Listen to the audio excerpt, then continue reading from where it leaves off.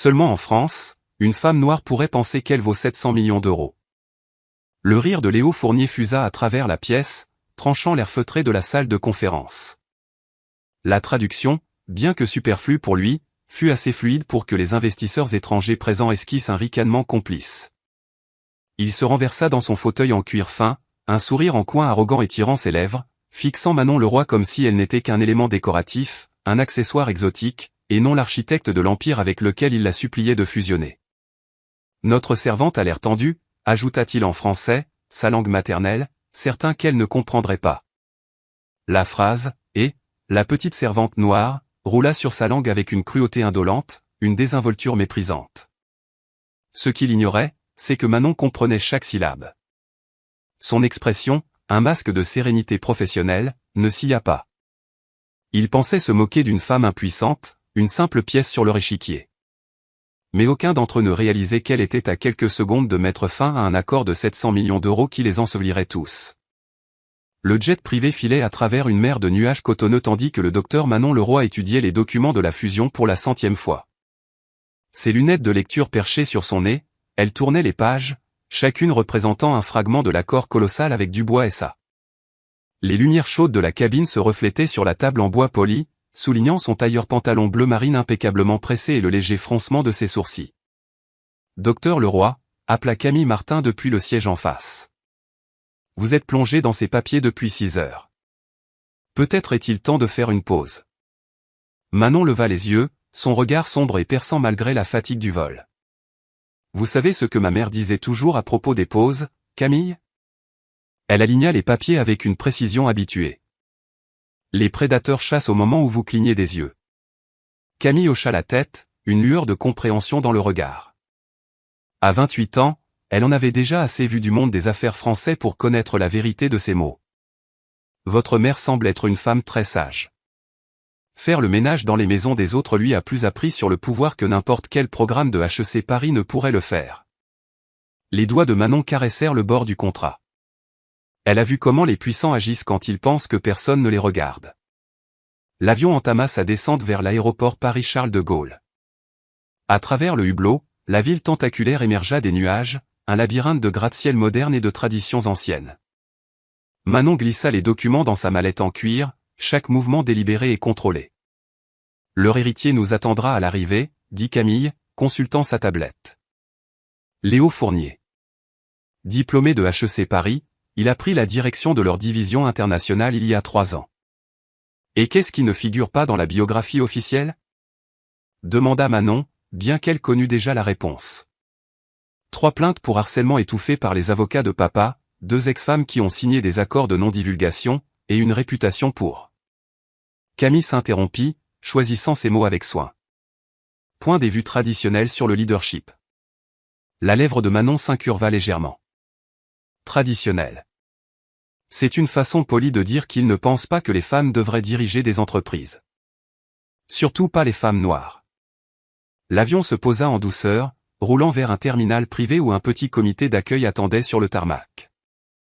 À travers la fenêtre, Manon repéra d'abord les caméras, la presse locale, soigneusement sélectionnée par l'équipe de communication de Dubois SA.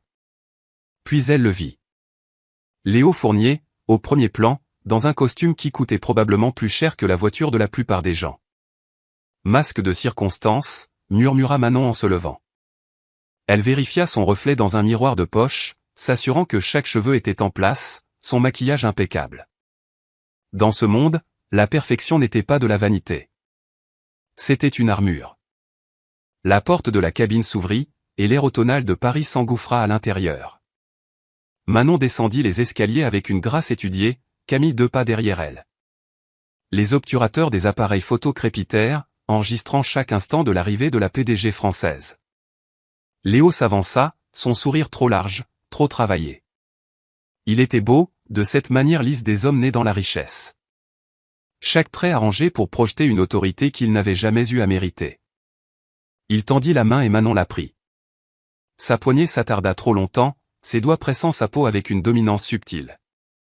« Docteur Leroy, dit-il, son anglais parfait après des années dans des écoles américaines. Quel plaisir ! Ils ont envoyé la femme de la diversité elle-même. Les appareils photo continuaient de crépiter. Le sourire de Manon ne vacilla pas, bien qu'elle sentît sa mâchoire se contracter. Autour d'eux, son entourage feignit de ne pas avoir entendu, leur visage soigneusement impassible. Le commentaire flottait dans l'air comme de la fumée, insaisissable mais indubitablement présent. « Monsieur Fournier », répondit-elle, sa voix douce comme de la soie. « Merci pour votre accueil. Allons-nous discuter de l'avenir de l'innovation énergétique ?» Il rit, un son qui n'atteignit pas ses yeux. « Bien sûr, toujours direct, vous les Lyonnais. Mon père est impatient de vous rencontrer. » Son regard glissa sur elle d'une manière qui n'avait rien à voir avec les affaires. Ils se dirigèrent vers les voitures qui attendaient, une flotte de berlines noires de luxe aux vitres teintées. Camille resta près d'elle, sa tablette prête, sa posture alerte. Elle aussi avait vu ce regard dans les yeux de Léo.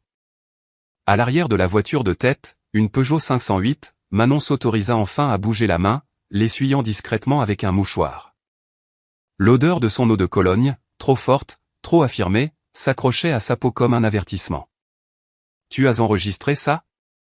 demanda-t-elle doucement à Camille.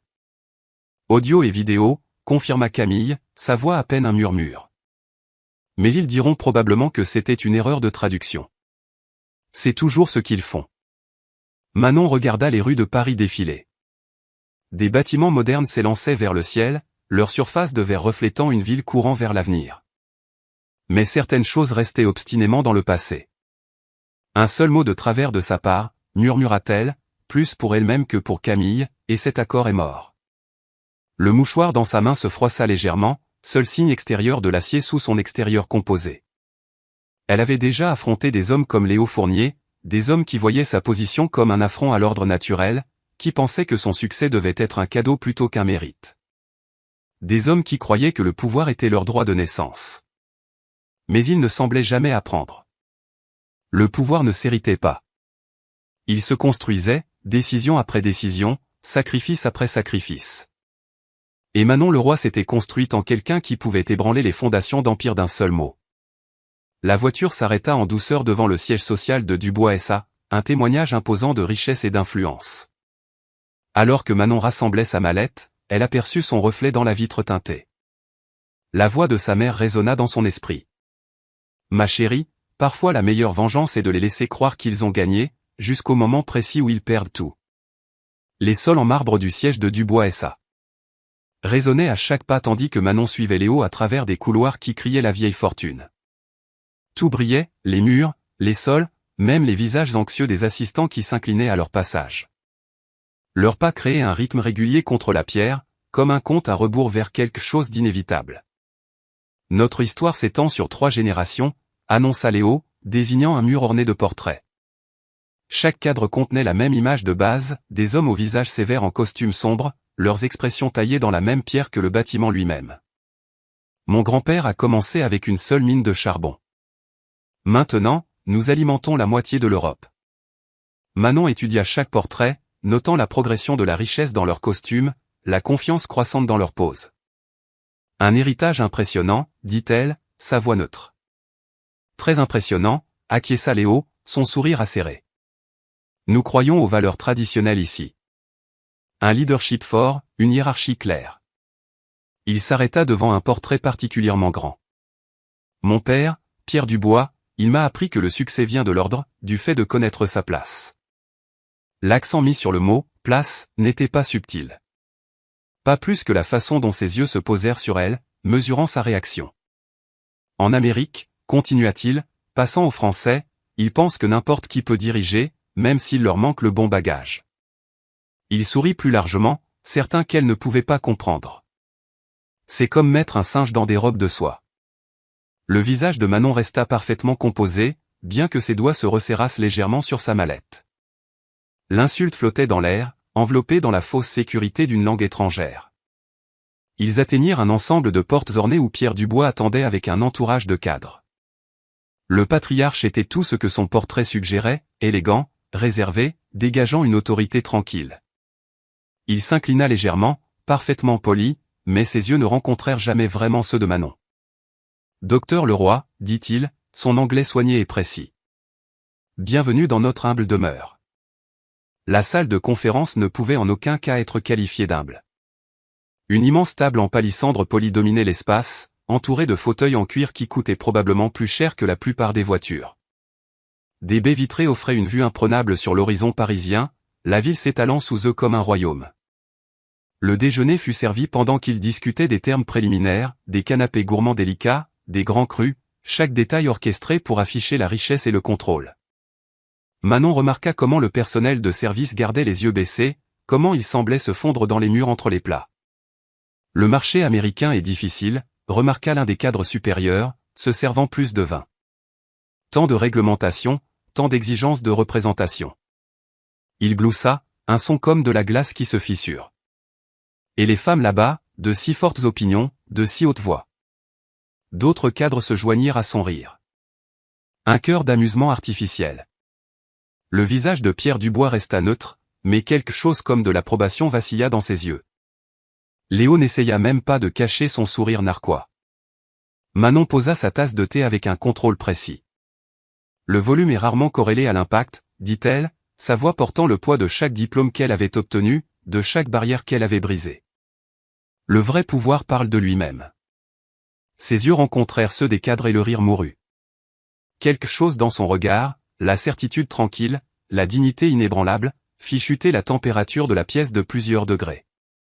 Le silence qui suivit ressemblait à un vide, aspirant la suffisance de leur visage. Pierre Dubois se racla la gorge.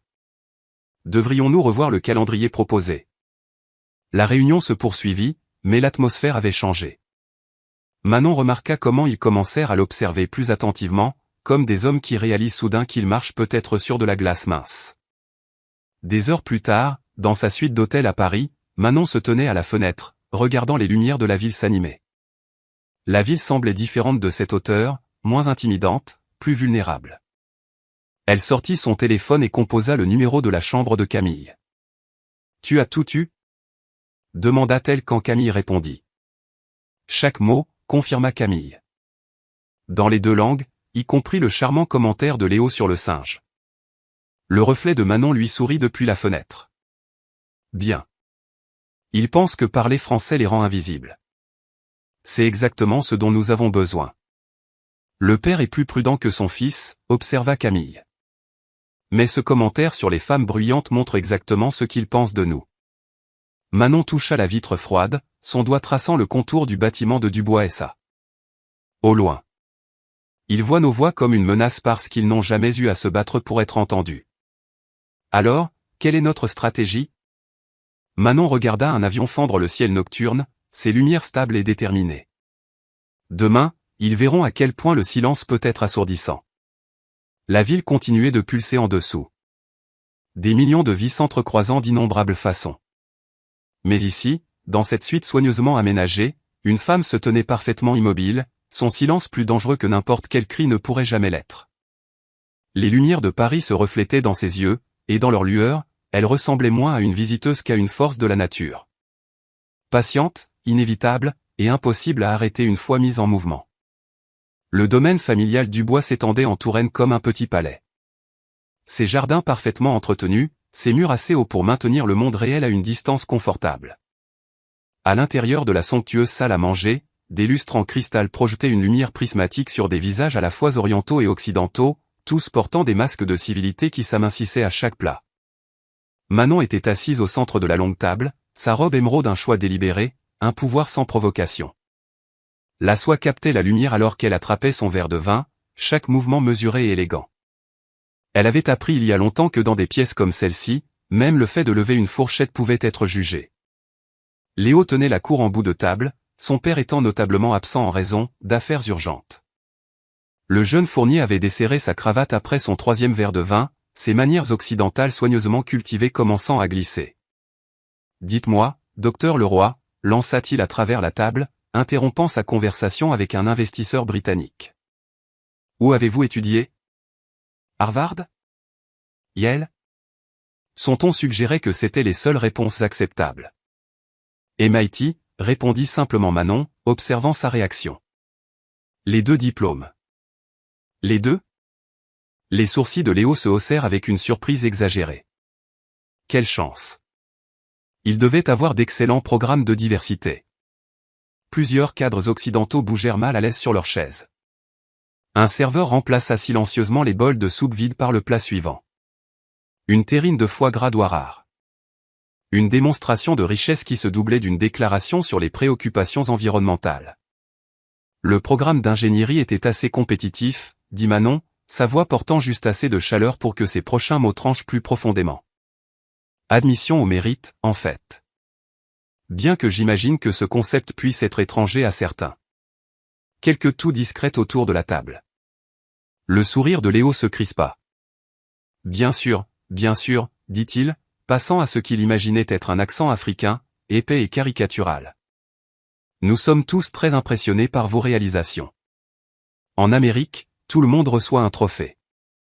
Oui, tout le monde gagne. Plusieurs cadres français rirent ouvertement. Les investisseurs occidentaux réussirent à émettre des gloussements nerveux, leurs yeux allant de Léo à Manon, mesurant la distance entre l'inconfort social et la nécessité commerciale. Manon nota chaque visage, chaque rire, chaque lâche compromis. Sa mémoire était excellente. Il le fallait, ayant grandi là où oublier qui était avec vous et qui était contre vous pouvait vous briser. Le foie gras arriva dans d'élégantes assiettes, accompagné de toasts briochés. Des symboles, encore des symboles. Vous savez, continua Léo, enhardi par les rires précédents. Mon père s'inquiétait de ce partenariat. Il a dit, les entreprises américaines manquent de discipline, de respect pour la hiérarchie. Il fit un geste avec son verre de vin. Mais je lui ai dit, parfois, nous devons nous adapter à de nouvelles façons de faire. Oui, même si elles sont. Il s'arrêta, cherchant le mot. Point inattendu. Le progrès l'est souvent, répondit Manon, sont-on si parfaitement agréables qu'il aurait pu couper du verre. Comme les requins, nous devons continuer à avancer ou mourir. La terrine parut soudain moins appétissante à plusieurs invités. Un léger carillon brisa la tension. Le téléphone de Manon était posé discrètement à côté de son assiette. Elle jeta un coup d'œil à l'écran, puis se leva avec une grâce fluide. « Veuillez m'excuser, dit-elle.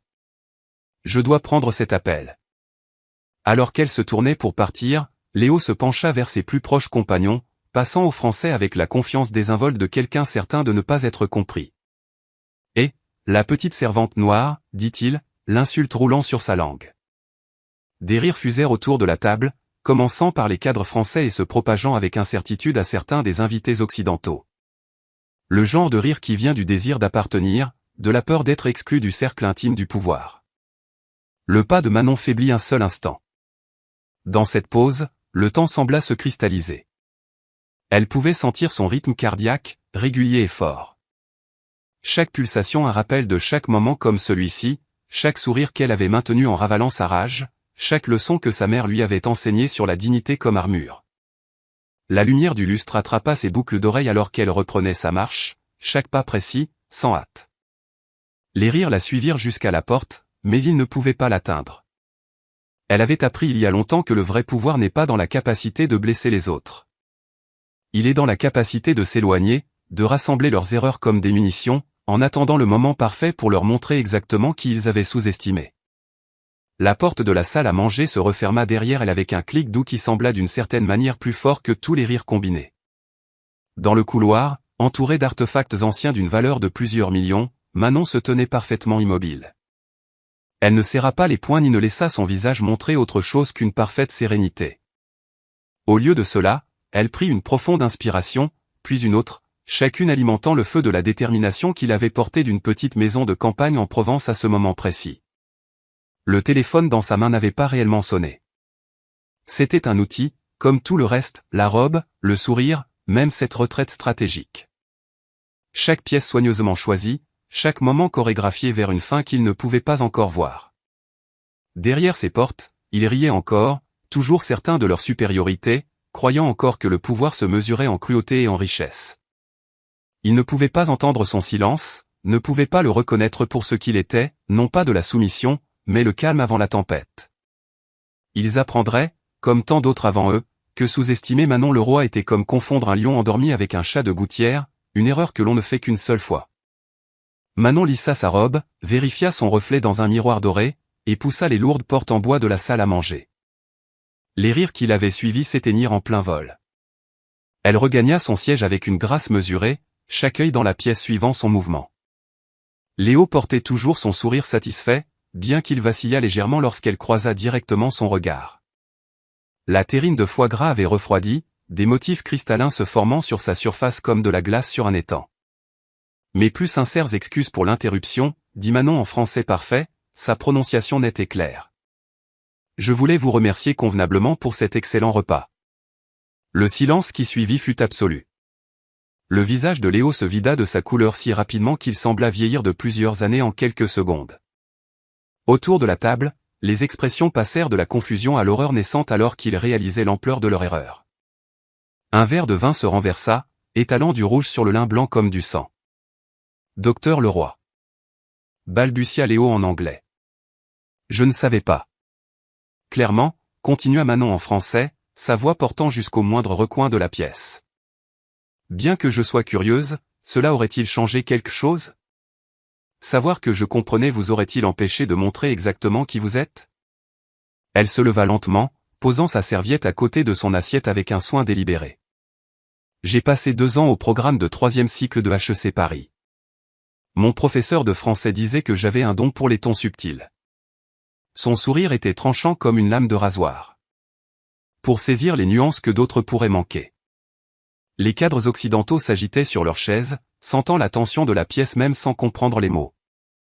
Les cadres français restaient figés, leurs rires antérieurs piégés dans leur gorge.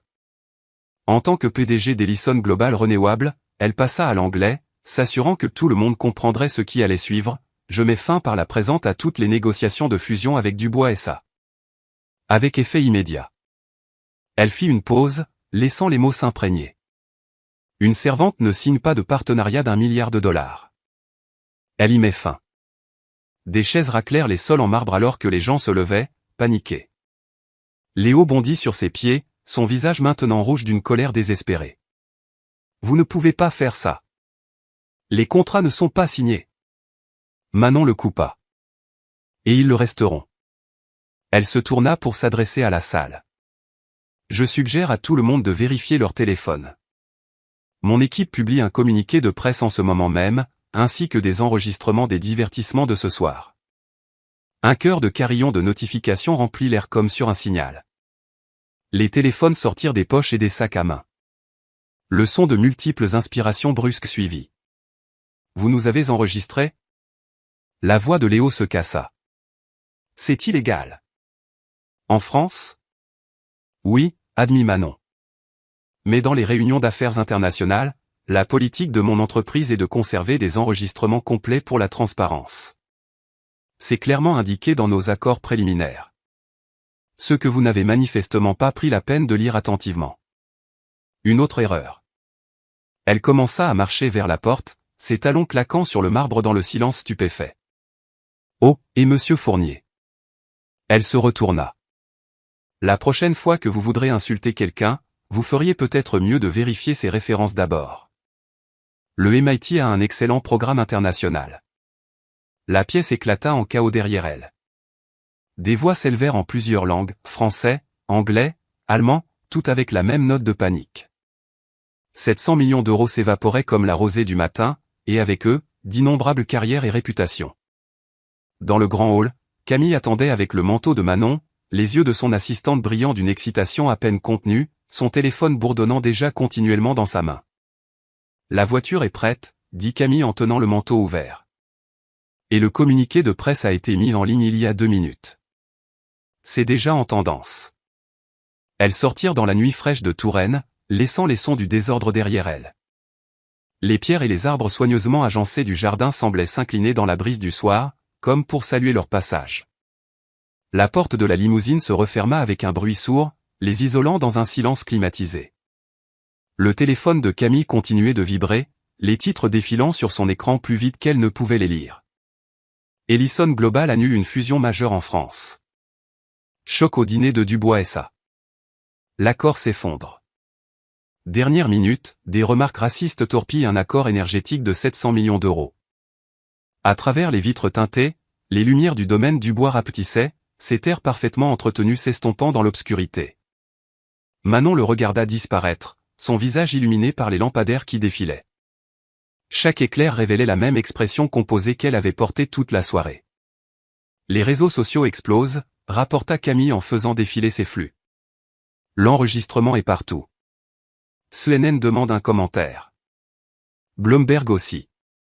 Le Wall Street Journal veut une exclusivité. Elle leva les yeux. Que dois-je leur dire? Manon continua de regarder par la fenêtre, observant l'horizon moderne de Paris se dresser devant eux. Tout en verre, en acier et en ambition. Bien, dit-elle simplement. Laissez-les parler. Dans le reflet de la vitre, elle pouvait voir son propre visage superposé aux lumières de la ville, le regard clair, imperturbable, exactement comme sa mère lui avait appris à être. Dans son esprit, elle pouvait entendre la voix de sa mère. Ma chérie, parfois la plus grande victoire est simplement de partir la tête haute. La limousine glissait dans la nuit, les transportant vers l'aéroport où le jet de la société attendait. Derrière elle, un empire construit sur l'arrogance apprenait une leçon coûteuse sur la sous-estimation de la mauvaise personne. Devant, les titres se répandaient à travers le globe, transportant non seulement la nouvelle d'un accord raté, mais aussi un message sur le pouvoir, le respect et le coût de la cruauté ordinaire. Le lever du soleil sur Paris peignait la ville de nuances d'ambre et d'or, mais Manon était réveillée bien avant l'aube. Elle se tenait devant les baies vitrées de sa suite d'hôtels, regardant les tickets boursiers numériques défiler sur les flancs des gratte-ciel.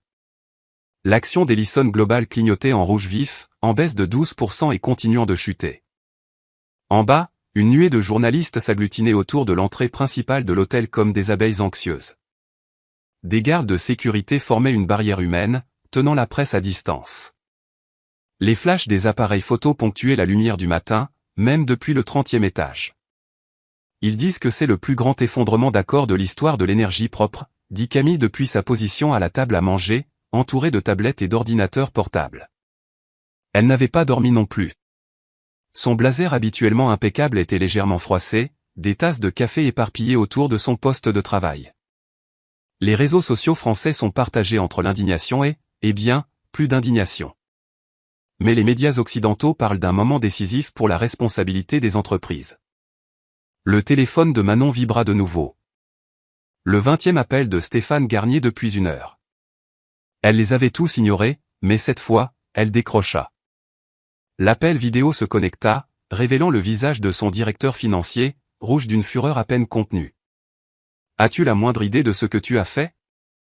La voix de Stéphane crépita à travers le haut-parleur. Ses cheveux habituellement parfaitement peignés étaient en désordre, son col de travers. Le conseil d'administration est en plein chaos. Nos investisseurs paniquent. Tu les as humiliés. Bonjour à toi aussi, Stéphane. Le ton de Manon était glacial. J'imagine que tu as vu l'enregistrement. Bien sûr que je l'ai vu. Tout le monde l'a vu. Mais tu ne peux pas faire capoter un accord de 700 millions d'euros pour quelques commentaires racistes. Quelques commentaires racistes? Le sourcil de Manon se haussa. C'est comme ça qu'on appelle ça maintenant? Et moi qui pensais que c'était toi qui m'avais appris à protéger la valeur actionnariale par la gestion de la réputation. Le visage de Stéphane devint encore plus rouge. Il ne s'agit pas de réputation. Il s'agit de... Il s'arrêta, semblant se reprendre. Écoute, on peut encore sauver ça. Le père de Léo est prêt à nous rencontrer.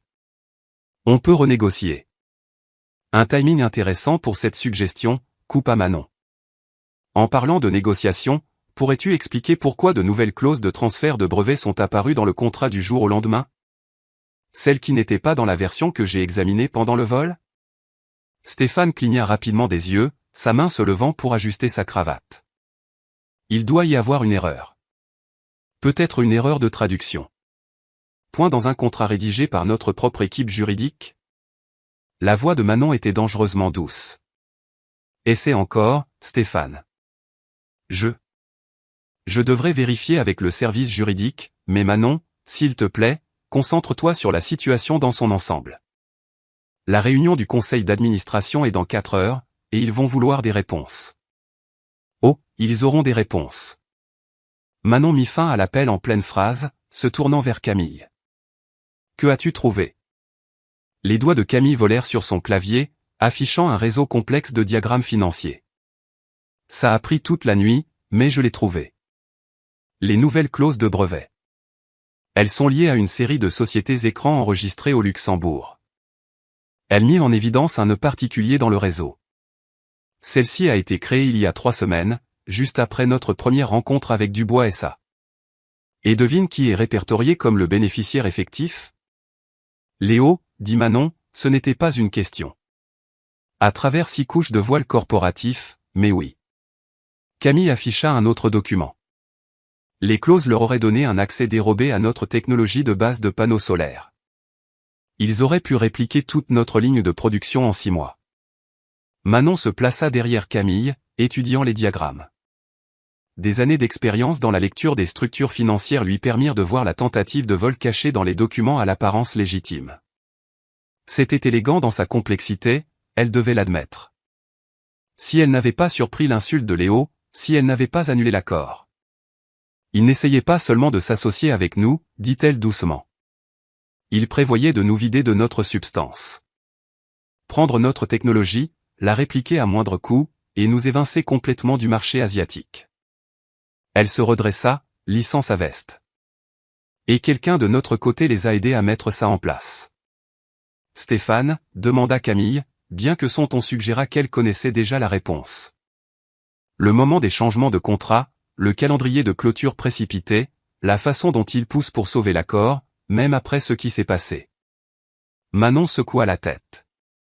Il a été leur homme depuis le début.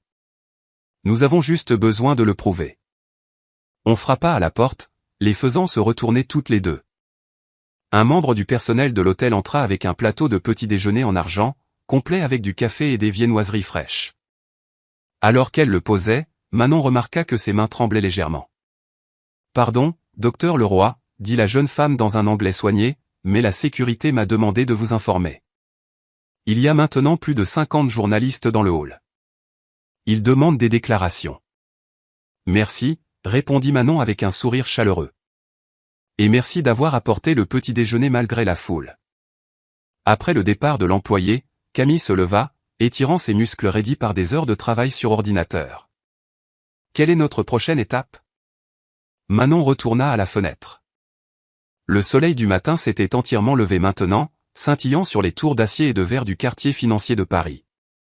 Quelque part dans l'un de ces bâtiments, Léo était probablement en train de s'agiter pour contenir les dégâts, sans jamais soupçonner qu'ils avaient découvert le véritable complot caché derrière son arrogance raciste. Ils m'ont appelé servante en essayant de voler ma couronne, dit Manon, son reflet dans la vitre se superposant à la ville comme un fantôme. Maintenant, nous prenons la leur. Elle se tourna vers Camille. Commence par les emails de Stéphane du mois dernier. Chaque contact, chaque réunion, chaque document qu'il a touché. S'il les a aidés à monter ça, il a laissé des traces quelque part. Camille tapait déjà. Et Léo? Il voulait jouer avec le racisme et le vol d'entreprise. Le sourire de Manon était aussi tranchant qu'une lame. Montrons-lui ce qui se passe quand on essaie les deux contre la mauvaise personne. Le cycle des nouvelles du matin frappa comme un tsunami. Manon regarda depuis sa chambre d'hôtel des experts disséquer chacun de ses mouvements, chacun de ses mots du dîner fatidique. Sur CNN, un commentateur aux cheveux parfaitement coiffés secoua la tête solennellement. Des sources proches de la négociation suggèrent que le docteur Leroy a peut-être mal interprété des différences culturelles, dit-il.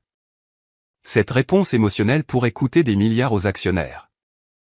Manon coupa le son de la télévision, son doigt appuyant sur le bouton avec une force contrôlée. Son téléphone vibrait constamment de notifications. Les réseaux sociaux se déchaînaient.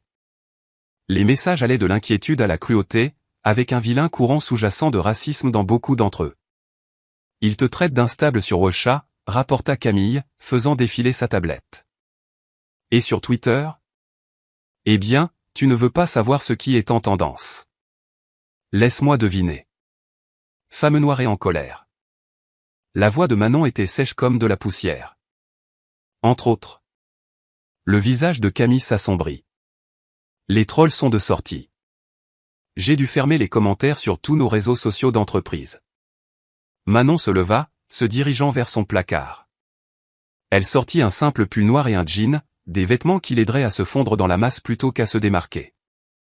J'ai besoin de prendre l'air. Tu ne peux pas sortir, protesta Camille. Les médias campent toujours en bas et la sécurité dit. Je n'ai pas survécu à 2 décennies dans le monde des affaires français sans apprendre à me déplacer sans être vu.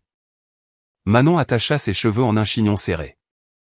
Ajouta de grandes lunettes de soleil et un masque chirurgical, assez courant à Paris pour ne pas attirer l'attention.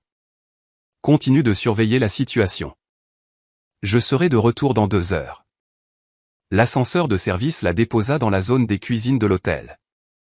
Quelques employés la regardèrent, mais dans ses vêtements simples, elle n'était qu'une autre étrangère essayant d'éviter l'attention.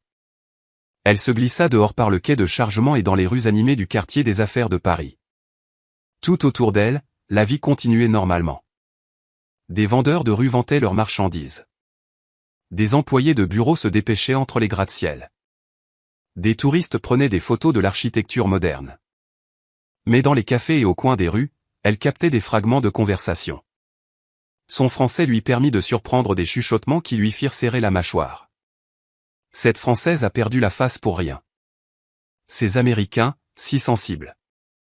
Dans un café chic, 2 jeunes cadres en costumes impeccables ne prirent pas la peine de baisser la voix alors qu'elle passait leur table.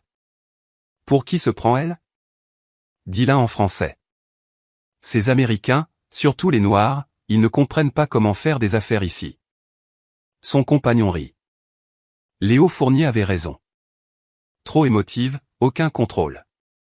Manon commanda son café en français parfait, regardant leur visage pâlir alors qu'il réalisait qu'elle avait compris chaque mot. Elle apporta sa boisson à une table d'angle, ouvrant son téléphone pour trouver le visage de Léo placardé sur les sites d'actualités économiques français. Sa déclaration officielle était un chef-d'œuvre de condescendance subtile. Bien que nous respections la passion du docteur Leroy, sa réaction émotionnelle aux négociations commerciales standards soulève des inquiétudes quant à sa capacité à opérer sur les marchés internationaux. Nous restons ouverts au dialogue une fois que les esprits se seront calmés. La traduction ne capturait pas toutes les nuances. La façon dont son choix de mots en français la dépeignait comme hystérique, instable, dépassée. Les commentaires sous les articles étaient pires. Un cloaque de vitriol raciste et sexiste à peine déguisé en critique commerciale. Son téléphone vibra avec un message du conseil d'administration. Ils étaient profondément préoccupés par la situation et demandaient une réunion d'urgence. Une autre vibration, le cours de l'action chutant. Une autre, un investisseur majeur menaçant de se retirer. Manon retourna à l'hôtel à travers des rues qui s'assombrissaient, regardant son propre visage clignoter sur les panneaux d'affichage numérique entre les publicités. L'histoire avait pris de l'ampleur, échappant à son contrôle. En l'espace de 24 heures, elle était passée de PDG respecté à un cas d'école.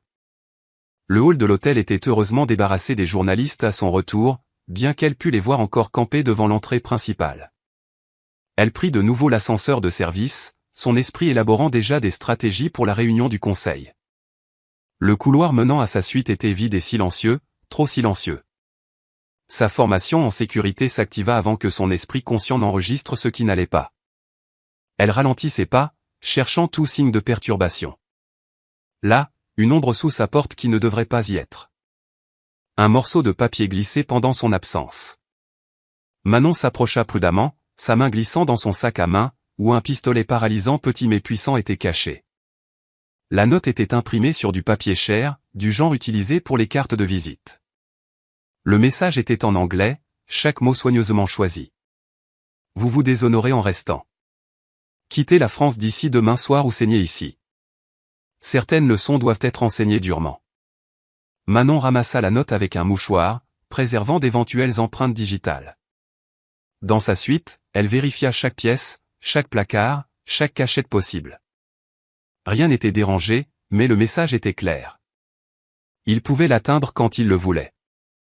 Elle vérifia doublement le verrou de la porte, puis plaça une chaise sous la poignée pour plus de sécurité. De son sac, elle sortit le pistolet paralysant, un cadeau de son chef de la sécurité, qui avait insisté pour qu'elle ne voyage jamais sans. Son poids était rassurant dans sa main alors qu'elle vérifiait l'indicateur de charge. Pleine puissance. « Essayez-moi », murmura-t-elle, posant l'arme sur sa table de chevet à portée de main. « J'ai affronté pire que des brutes de cour d'école avec l'argent de papa. » Le lever du soleil parisien peignait la chambre d'hôtel de nuances de gris et d'ambre. Manon était assise en tailleur sur le sol, entourée de piles de documents imprimés et de 3 ordinateurs portables. Sa veste était drapée sur une chaise, ses manches retroussées, prêtes pour la bataille. Camille travaillait au bureau, signalant en rouge les entrées suspectes dans les feuilles de calcul. Des cernes sous ses yeux trahissaient une nuit blanche, mais ses doigts volaient sur le clavier avec précision. Lucas Moreau, leur traducteur et consultant technique, était assis sur le canapé avec son propre ordinateur portable, ses cheveux normalement soignés en désordre à force de passer ses mains dedans de frustration. Une autre société écran, annonça Camille, marquant une cellule en rouge. Celle-ci enregistrée au Luxembourg l'année dernière. D'énormes transferts de fonds. Aucun but commercial clair. Manon hocha la tête, parcourant un document récupéré sur les serveurs de sauvegarde de Dubois SA. Les schémas sont les mêmes. Il crée ses coquilles juste avant des accords internationaux majeurs. Elle se toucha la tempe, luttant contre un mal de tête. Lucas, quelle est cette notation ici? Lucas se pencha, plissant les yeux sur les caractères chinois en police minuscules. C'est de la comptabilité créative. Il qualifie les pots de vin de frais de consultation pour les fonctionnaires locaux. Il tira sur son col, clairement mal à l'aise. Ces montants sont significatifs. Suis-les, ordonna Manon, lui passant une clé USB. Chaque euro, chaque destinataire. La pièce tomba dans un silence concentré, rompu seulement par les clics des claviers et le bruissement des papiers. Dehors, la ville était complètement réveillée. Les klaxons et le bruit des chantiers filtraient par les fenêtres. Mais ici, dans leur salle de guerre improvisée, ils étaient des archéologues déterrant la corruption couche par couche. J'ai quelque chose de gros, dit Camille après une heure. Des rapports d'inspection d'usine de leur usine de panneaux solaires en Auvergne. Les chiffres ne correspondent pas. Lucas se déplaça pour regarder par-dessus son épaule, son visage pâlissant à la lecture. Ces manifestes de travailleurs. J'ai déjà vu ça. Ce ne sont pas des employés. C'est du travail forcé. La tête de Manon se releva brusquement. Tu es certain? Le langage est prudent, mais... Lucas afficha un autre document, traduisant rapidement. Voyez ici? Programme spécial d'intégration des travailleurs.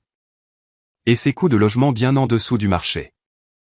Parce que ce sont des baraquements de prison. Mon Dieu, murmura Camille. Télécharge tout, ordonna Manon. Chaque rapport, chaque mémo, chaque chaîne de mails qui mentionne ces installations. Elle se leva, arpentant la pièce. Pas étonnant qu'ils aient enterré ces fichiers si profondément. Les doigts de Lucas hésitèrent sur son clavier. Docteur Leroy, ce genre d'informations. Il déglutit difficilement. Des gens disparaissent pour moins que ça. S'il remonte ces violations jusqu'à nous. Ils m'ont déjà menacé une fois, dit Manon, touchant la note dans sa poche. Mais il ne s'agit plus de moi. Elle se dirigea vers la fenêtre, regardant la ville tentaculaire. Combien de vies sont enterrées dans ces feuilles de calcul? Combien de familles déchirées pour que Léo puisse ajouter un autre zéro à son compte en banque? Nous devrions au moins attendre un conseil juridique, suggéra Camille, bien que son ton dise qu'elle connaissait déjà la réponse. Nos avocats sont probablement compromis, répondit Manon. Souviens-toi de ces clauses de brevet qui sont apparues du jour au lendemain. Quelqu'un de notre côté les a aidés. Elle se retourna vers la pièce, son expression dure. Nous ne faisons confiance à personne en dehors de cette pièce. Lucas se leva, passant ses deux mains dans ses cheveux. Docteur Leroy, s'il vous plaît, comprenez ce que vous envisagez. Cela ne nuira pas seulement à Dubois SA. Cela pourrait embarrasser des gens puissants, déclencher des enquêtes internationales. Il croisa son regard. Cette information peut vous faire tuer. Manon s'approcha de lui, sa voix s'adoucissant mais sa résolution inchangée. Le silence aussi peut tuer, Lucas. Chaque jour que nous attendons, plus de vies sont détruites. Elle lui toucha l'épaule. Mais je ne te forcerai pas à rester. Tu peux partir tout de suite. Sans poser de questions. Il regarda la porte, puis l'écran de son ordinateur portable où des chiffres accablants défilaient. Après un long moment, il se rassit. Mon père m'a appris que le véritable honneur signifie tenir tête aux hommes puissants, pas s'incliner devant eux. Ses doigts retournèrent au clavier. Je reste. Moi aussi, dit fermement Camille. À fond. Ils travaillèrent toute la matinée, construisant leur dossier document par document. Fausses études d'impact environnemental, certification de sécurité antidatée, pot de vin déguisé en don de charité. Chaque découverte révélait de nouvelles couches de corruption. Un cancer rongeant le cœur de l'Empire du Bois. Regarde ces marges bénéficiaires, dit Camille, pointant un graphique. Impossible qu'elles soient si élevées sans rogner sur tout. Pas seulement sur les dépenses, ajouta sombrement Lucas. Sur les vies, la sécurité, la dignité humaine de base. Il se frotta les yeux. Plus on creuse, pire c'est. Manon étudia une série de photos montrant les conditions de l'usine. Nous avons besoin de plus que des documents. Des témoins, des témoignages internes. Elle se tourna vers Lucas. Une chance que tes contacts puissent. Un léger tapotement sur la vitre les fit tous sursauter. De l'autre côté de la rue, la lumière du soleil se refléta sur un objectif d'appareil photo. Un homme en costume noir se tenait à la fenêtre d'un bureau, photographiant leur chambre avec un téléobjectif. À terre, ordonna Manon. Ils se jetèrent au sol pendant qu'elle rampait vers la fenêtre, en restant basse. L'homme était déjà parti, ne laissant que des fenêtres vides reflétant la lumière du matin. Ferme les rideaux, dit-elle à Camille. Lucas, commence à crypter tout ce que nous avons. Triple protection. Elle sortit son téléphone, tapant rapidement. Il nous surveille maintenant. Nous devons agir vite. Les lourds rideaux se fermèrent, plongeant la pièce dans une pénombre artificielle. Dans la faible lumière, leurs ordinateurs portables brillaient comme des feux de camp, projetant des ombres sur des visages tendus alors qu'ils se dépêchaient de sécuriser leur découverte avant que la tempête n'éclate. L'horloge numérique sur la table de chevet affichait 2h17 en chiffres rouges durs. Manon était assise au bureau de sa chambre d'hôtel, examinant des images de sécurité que Camille avait extraites des serveurs de Dubois SA. Ses yeux brûlaient de fixer l'écran, mais elle ne pouvait pas dormir. Pas avec ce qu'ils avaient découvert. Un léger clic rompit le silence. La tête de Manon se redressa brusquement. Ce n'était pas le craquement normal du bâtiment. Sa main se dirigea vers son sac à main où attendait le pistolet paralysant. La porte s'ouvrit avec fracas, le bois se fendant. 3 hommes masqués en noir se précipitèrent à l'intérieur, se déplaçant avec une précision militaire. Le premier se jeta sur elle avant qu'elle ne puisse atteindre son sac. Manon attrapa la lampe de bureau et la balança de toutes ses forces. Elle se connecta avec un craquement satisfaisant. L'homme recula en titubant, maudissant en français. Elle projeta la chaise de bureau sur le deuxième agresseur, gagnant de précieuses secondes. Le troisième homme la coinça près de la cafetière. Sans réfléchir, Manon attrapa la carafe d'eau qu'elle avait fait chauffer pour le thé et jeta le liquide bouillant à son visage. Son cri perça l'air alors qu'il griffait son masque. Du verre se brisa lorsqu'ils renversèrent la table d'appoint. Les pieds nus de Manon craquèrent sur les fragments, mais l'adrénaline atténuait la douleur. Elle esquiva un coup de poing sauvage. Des années de cours de kickboxing prirent le dessus. Son coude trouva un plexus solaire. Le nez de quelqu'un rencontra son genou. La porte communiquante avec la chambre de Camille s'ouvrit violemment. Son assistante chargea, brandissant une chaise en bois comme un bélier. Elle la fracassa dans le dos de l'homme qui se battait avec Manon. « Cours !» cria Manon, attrapant le bras de Camille. Elles filèrent vers le couloir, laissant les hommes emmêlés dans les meubles et les jurons. Leurs pieds nus claquèrent sur le carrelage froid alors qu'elles sprintaient vers la cage d'escalier. Derrière elles, des bruits de pas lourds et des cris de colère résonnaient sur les murs. Le cœur de Manon martelait contre ses côtes. La sortie de secours semblait à des kilomètres. Elles atteignirent la cage d'escalier à toute vitesse, descendant les marches 2 par 2.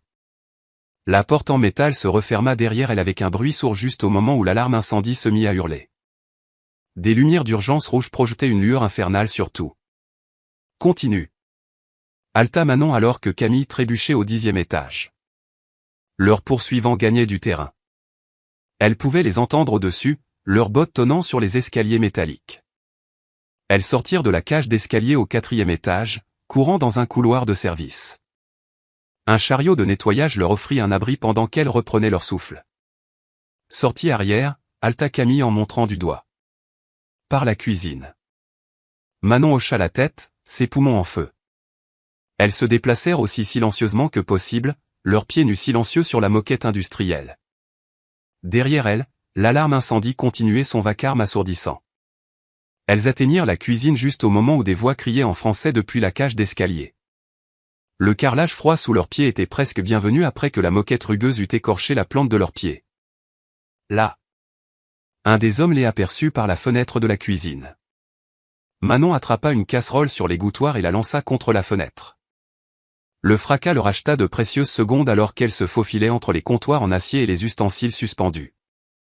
Elles atteignirent le quai de chargement juste au moment où les sirènes de police se mirent à retentir au loin. L'air nocturne les frappa comme une gifle, leur donnant la chair de poule. Elles ne s'arrêtèrent de courir qu'en atteignant la rue animée à 2 pâtés de maison. C'est seulement alors que Manon réalisa qu'elle tremblait. Son pyjama en soie était déchiré et maculé de café. Du sang coulait des coupures sur ses pieds. Camille n'était pas en meilleur état. Son t-shirt déchiré à l'épaule, ses cheveux en désordre autour de son visage. « Ça va ?» demanda Manon, saisissant les épaules de Camille. « Oui », hocha la tête Camille, respirant encore difficilement. « Et toi ? » ?»« Je survivrai. » Manon essaya de calmer ses mains tremblantes. « Nous devons trouver un endroit sûr. Ils surveilleront mon hôtel de secours. Ma cousine a un appartement dans le quartier étudiant de Paris, dit Camille. Elle est en voyage cette semaine. » Elles trouvèrent un taxi prêt à les prendre malgré leur état débraillé. Alors qu'elles roulaient dans les rues avant l'aube, le téléphone de Manon vibra avec un message du directeur de l'hôtel. La police enquêtait sur une tentative de vol apparente. Pas de suspect trouvé. Preuve minime. Ils vont étouffer ça, dit Manon doucement. Le classer comme des criminels ordinaires. Ce n'étaient pas des cambrioleurs au hasard, répondit Camille. Ils se déplaçaient comme des professionnels. Ça devait être les hommes de Léo. La mâchoire de Manon se serra. Il est désespéré de nous empêcher d'exposer ce que nous avons trouvé. Le ciel commençait à s'éclaircir lorsqu'elles retournèrent dans la chambre d'hôtel avec une escorte de police. La destruction semblait pire dans la lumière grise de l'aube. Meubles renversés, verres brisés, papiers éparpillés comme des feuilles mortes. Des gouttes de sang tachaient la moquette là où le genou de Manon avait rencontré le visage de quelqu'un. Elle sortit son téléphone, les mains tremblant encore légèrement, et commença à tout photographier. La porte cassée, la lampe qu'elle avait utilisée comme arme, les taches de café sur le mur. Chaque image était une preuve de jusqu'où Léo irait pour protéger ses secrets. Ils ont versé le premier sang, murmura Manon, baissant son téléphone. Les mots avaient un goût de fer dans sa bouche, comme la promesse d'une rétribution. La pièce tomba dans le silence, à l'exception du clic de son appareil photo. Le soleil du matin se glissa par les fenêtres, peignant l'épave de nuances d'or et d'ombre. Chaque photo était une munition de plus dans une guerre qui venait de devenir mortellement sérieuse. Le jet privé ronronnait régulièrement en les emmenant loin de Paris. Manon regardait par le hublot, observant la côte française s'estomper en une tache lointaine. Son corps lui faisait mal après l'attaque, des coupures et des ecchymoses cachées sous un tailleur impeccable. 2 gardes de sécurité armés étaient assis près du cockpit. Une nouvelle addition dont elle n'avait jamais eu besoin auparavant. Camille somnolait de façon agitée sur le siège en face d'elle. Des cernes sous ses yeux trahissaient leur nuit blanche. Elle s'était à peine reposée depuis leur fuite vers l'appartement de sa cousine, passant des heures à tout documenter et à organiser un transport sécurisé pour rentrer. « Madame Martin », dit doucement Manon, touchant le bras de son assistante. « Nous sommes presque à la maison. » Camille, réveillée en sursaut, fut instantanément alerte. « Des nouvelles du bureau ?» Stéphane a appelé 4 fois. Il dit qu'il est urgent que nous nous rencontrions dès notre atterrissage. La voix de Manon était prudente, mesurée. Il est très inquiet pour notre sécurité. Trop inquiet. Marmonna Camille en se frottant les yeux. Où était cette inquiétude quand nous étions réellement en danger? Manon hocha lentement la tête. Quelque chose la taraudait à propos de l'attaque. Un détail juste hors de portée. Elle ferma les yeux, rejouant cette nuit violente. Les masques, la précision, la façon dont ils avaient su exactement quand frapper. Le jet atterrit à Lyon sous un ciel gris et lourd. Une Peugeot 508 de société attendait sur le tarmac, plus de sécurité visible dans le terminal. Manon sentit le poids des regards sur elle alors qu'elle traversait l'aéroport. Des chuchotements les suivaient. L'attaque n'avait pas fait les gros titres internationaux, mais les rumeurs se propageaient vite dans les cercles d'affaires. Le siège social d'Ellison Global se dressait devant, vert et acier s'élevant vers des nuages d'orage. Manon se redressa, ignorant la protestation de ses côtes meurtries. Elle ne les laisserait pas voir sa douleur. Le trajet en ascenseur jusqu'à l'étage de la direction fut silencieux. Quand les portes s'ouvrirent, Stéphane Garnier attendait, l'inquiétude gravée sur ses traits polis. « Manon, dit-il en s'avançant les bras ouverts. Dieu merci, vous êtes en sécurité. Quand nous avons appris l'attaque. » Elle passa outre sa tentative d'étreinte, notant comment son sourire vacilla. « Garde ton théâtre pour toi, Stéphane. Nous avons du travail. » Son costume pressé et ses cheveux parfaits lui semblèrent soudain artificiels. Un costume plutôt que des vêtements. Il les suivit dans son bureau, se lançant dans un discours préparé. « Le Conseil est préoccupé par la stabilité du marché, dit-il en arpentant la pièce. L'équipe de Léo propage une version sur un malentendu culturel. Si nous nous excusons, que nous aplanissons les choses. » Aplanir les choses? La voix de Manon aurait pu geler une flamme. Ils ont essayé de nous tuer. Nous ne savons pas si c'était eux, dit rapidement Stéphane. La police locale dit que c'était probablement des criminels opportunistes. Des criminels qui savaient exactement quand nous examinerions des documents sensibles? Coupa Camille. Qui se déplaçaient comme des combattants entraînés. La main de Stéphane alla à sa cravate, l'ajustant nerveusement. Le mouvement fit légèrement remonter sa manche, et le souffle de Manon se coupa. Là, partiellement caché par sa montre, se trouvait une égratignure en voie de guérison, rouge et récente. Un souvenir s'enclencha comme une clé tournant dans une serrure. Le bouton de manchette en or qu'elle avait trouvé dans les débris de sa chambre d'hôtel. Le même design personnalisé qu'elle avait vu Stéphane porter lors de la réunion du conseil du mois dernier. Son esprit s'emballa, chaque révélation plus accablante que la précédente. « Tu as raison, dit Manon, gardant sa voix stable par pure volonté. Nous devons gérer cela avec soin. Donne-moi le week-end pour examiner nos options. » Le soulagement inonda le visage de Stéphane. Il n'avait pas remarqué qu'elle fixait son poignet. « C'est exactement ce que j'espérais que tu dises. Nous pouvons rédiger une déclaration, peut-être organiser une réunion privée avec Léo. Lundi? Le coupa TL. Nous discuterons de tout lundi. Après son départ, Camille se tourna vers elle. Tu as vu quelque chose? Son poignet. Les mains de Manon se crispèrent sur le bord de son bureau. Et je me souviens de quelque chose d'autre maintenant. Pendant l'attaque, l'un d'eux a hésité quand j'ai balancé la lampe, il a reculé au lieu de poursuivre, comme s'il ne voulait pas vraiment me blesser. La compréhension se fit jour sur le visage de Camille.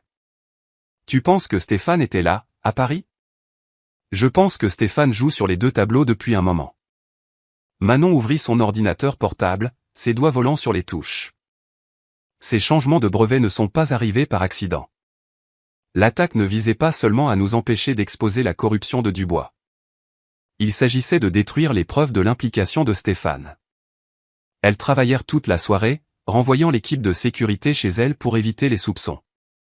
Le tonnerre grondait dehors alors que la nuit tombait, la pluie fouettant les fenêtres. L'équipe de cybersécurité de Manon lui avait donné des outils spécialisés pour les urgences, des programmes capables de craquer des emails cryptés sans laisser de traces. Là, dit enfin Camille, montrant son écran. Un compte caché routé par des serveurs à Zurich. La mâchoire de Manon se serra en lisant. Des dizaines de messages entre Stéphane et Léo s'étalant sur des mois, des plans pour manipuler les termes du contrat, des avertissements sur son enquête, des détails sur son emploi du temps à Paris. Elle est trop dangereuse à contrôler, lut Manon à voix haute, sa voix dure comme l'acier. La société mère n'agira pas. Nous devons nous en occuper nous-mêmes. Le dernier email était daté de la veille de l'attaque. La réponse de Stéphane était simple. Quoi qu'il en coûte. La pluie tambourinait contre les fenêtres alors que Manon fixait les preuves de la trahison. Son directeur financier, quelqu'un en qui elle avait eu confiance, qu'elle avait promu, défendu devant le conseil, avait conspiré avec Léo pour la détruire. Avait été dans cette chambre d'hôtel, regardant ces voyous à gages essayer de la terroriser pour la réduire au silence. Envoie des copies sur un stockage sécurisé, dit-elle à Camille. puis contactent le service juridique, discrètement. Un éclair illumina leur reflet dans les fenêtres sombres. Dans ce moment brutal, Manon se vit clairement. Plus la PDG posée essayant de travailler au sein du système, mais une guerrière forcée de se battre. Stéphane et Léo avaient choisi la violence plutôt que le respect, la trahison plutôt que l'honneur. Elle toucha les ecchymoses cachées sous sa manche, sentant chacune comme une marque de résolution. Ils l'avaient crue faible, pensaient pouvoir la briser avec des poings et de la peur. Ils étaient sur le point d'apprendre à quel point ils avaient tort. L'horizon de Lyon scintillait à travers le mur de fenêtre du bureau de Manon, une constellation de lumière de la ville s'étirant dans l'obscurité de minuit.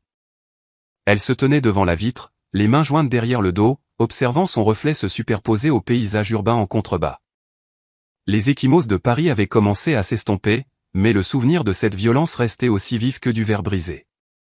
Camille était assise à la table de conférence derrière elle, entourée d'ordinateurs portables et de tablettes, ses doigts se déplaçant sur les claviers avec une précision habituée. Des tasses de café vides et des emballages de plats à emporter témoignaient des heures qu'elles avaient passées à monter leur dossier. Le sommet est prévu pour jeudi, dit Camille en consultant sa tablette. Tous les grands réseaux financiers diffuseront en direct. Les gens de Léo confirment déjà leur présence. Ils pensent que c'est ton discours de reddition. Manon se détourna de la fenêtre, un léger sourire effleurant ses lèvres. Ils sous-estiment toujours ce qu'ils craignent. C'est leur faiblesse. Elle se dirigea vers la table, chaque pas mesuré et délibéré. Ses talons claquèrent sur le parquet alors qu'elle attrapait une tablette, examinant les preuves rassemblées. L'écran affichait une structure de dossier qui représentait des mois de documentation minutieuse, dossiers financiers, chaînes de mai, images de surveillance et fichiers audio, tous méticuleusement organisés. « Repasse-moi l'ordre de la présentation », dit Manon en s'installant dans son fauteuil. Camille afficha une chronologie sur l'écran principal. Nous ouvrons avec la proposition de partenariat, tout est propre et réglo.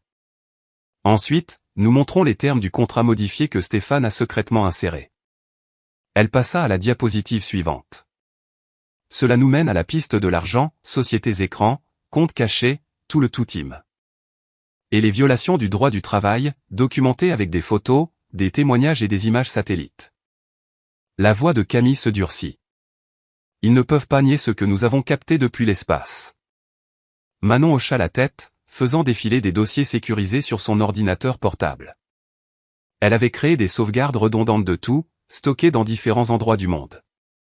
Après l'attaque de Paris, elle avait appris la valeur d'une préparation paranoïaque. La clé est le timing, dit Manon en affichant un autre fichier. Nous devons contrôler le récit dès le premier instant. Pas le temps pour leurs conseillers en communication de réagir. Elles passèrent l'heure suivante à peaufiner la séquence de la présentation. Chaque révélation s'appuierait sur la précédente, construisant un cas irréfutable de corruption, de racisme et de violence. Les preuves se dérouleraient comme une symphonie de justice parfaitement orchestrée. Et pour l'audio ? Demanda doucement Camille. Manon ouvrit un fichier sécurisé étiqueté uniquement avec un horodatage. La forme d'onde apparut à l'écran. Des pics et des creux représentant la voix de Léo lors du dîner fatal. Son insulte en français, préservée dans une clarté numérique immaculée, attendait comme une arme chargée. Nous le gardons pour la fin, dit Manon en étudiant le motif audio. Après avoir montré la corruption, les tentatives de vol, l'attaque. Laisse-les voir la pourriture à leur cœur avant d'exposer la haine dans leur cœur. Elle pensa à sa mère, qui avait passé des décennies à nettoyer les maisons des autres avec une dignité tranquille, qui lui avait appris que l'éducation était une armure, que l'excellence était une vengeance, que la patience était un pouvoir. Le souvenir du visage narquois de Léo flotta dans son esprit. Sa cruauté désinvolte, sa présomption de supériorité. Vérifiez à nouveau la liste des investisseurs, ordonna Manon, repoussant le souvenir. Je veux savoir exactement qui sera dans cette salle. Camille afficha des profils sur sa tablette. La plupart des grands fonds ont confirmé. Gestionnaires de fonds de pension européens, représentants de fonds souverains du Golfe, banques de développement asiatique. Elle s'interrompit, faisant défiler. Même la société d'investissement de l'État chinois. Bien. Manon se leva, se dirigeant vers un tableau blanc couvert d'organigrammes et de connexions. Ils doivent voir qu'il ne s'agit pas des contre-ouest. Il s'agit du bien contre le mal. De la vérité contre le mensonge. Elles passèrent une autre heure à tester leur stratégie, examinant chaque contre-argument possible ou problème technique. Manon avait appris il y a longtemps que l'excellence exigeait une attention obsessionnelle aux détails. Personne ne lui avait jamais accordé le bénéfice du doute. Elle devait être parfaite. Redondance des serveurs? Demanda-t-elle en examinant leur liste de contrôle. Triple sauvegarde, confirma Camille.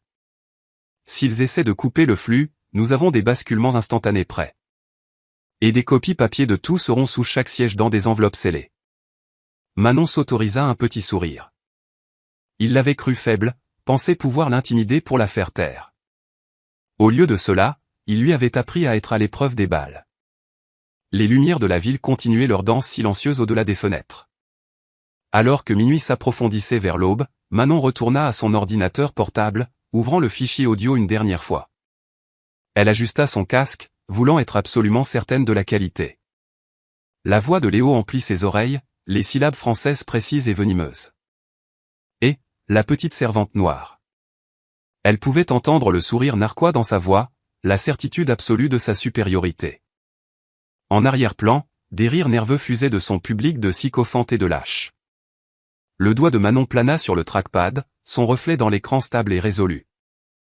La femme qui la regardait n'était plus en colère. Elle était concentrée, déterminée, inarrêtable. Elle avait transformé leur haine en carburant, leur violence en but. Les ondes audio pulsaient à l'écran, attendant d'être libérées.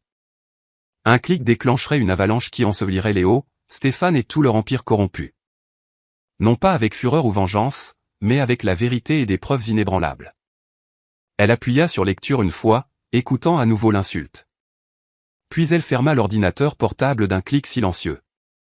Demain, dit-elle, sa voix portant le poids de la certitude. Il s'agenouille. Le mur vidéo de la salle de conférence exécutive de Manon affichait une grille de visages, des acteurs puissants et des faiseurs de rois de tous les coins du monde de la finance mondiale. Leurs expressions allaient de l'intérêt poli à l'ennui à peine dissimulé. Ils pensaient être là pour assister à sa capitulation, à la mort tranquille de sa carrière. Manon se tenait devant les caméras dans un tailleur blanc impeccable, sa posture détendue mais imposante. Camille était assise hors champ, surveillant les flux techniques et les systèmes de sauvegarde. Le soleil du matin entrait à flot par les fenêtres, projetant une lueur dorée sur la table de conférence polie. « Merci à tous de vous joindre à nous », commença Manon, sa voix stable et claire. J'ai convoqué ce sommet pour aborder les événements récents et partager des informations cruciales sur le partenariat proposé avec Dubois SA. Le visage de Léo apparut dans l'un des plus grands panneaux vidéo, diffusant depuis le bureau orné de son père à Paris. Il arborait un sourire travaillé, s'attendant probablement à ce qu'elle s'excuse, qu'elle implore le pardon pour son explosion émotionnelle. Pierre Dubois était assis derrière lui, le visage impassible comme de la pierre. Commençons par l'accord de partenariat original, dit Manon en partageant son écran. Le contrat apparut, ses termes surlignés en bleu. C'était la version dont nous avions initialement discuté. Elle cliqua. Un nouveau texte apparut, marqué en rouge. Et voici les modifications insérées secrètement la veille de la signature. Notez les clauses de transfert de brevets modifiées, les structures de propriété modifiées. Des murmures parcoururent le rassemblement virtuel. Le sourire de Léo vacilla mais un bond.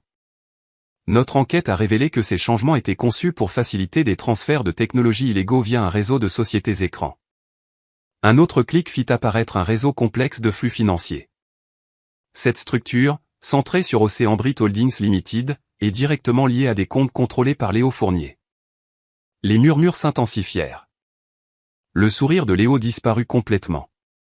Mais ce n'était que la surface, continua Manon, son rythme mesuré et implacable. Notre équipe a découvert une fraude systématique remontant à des années.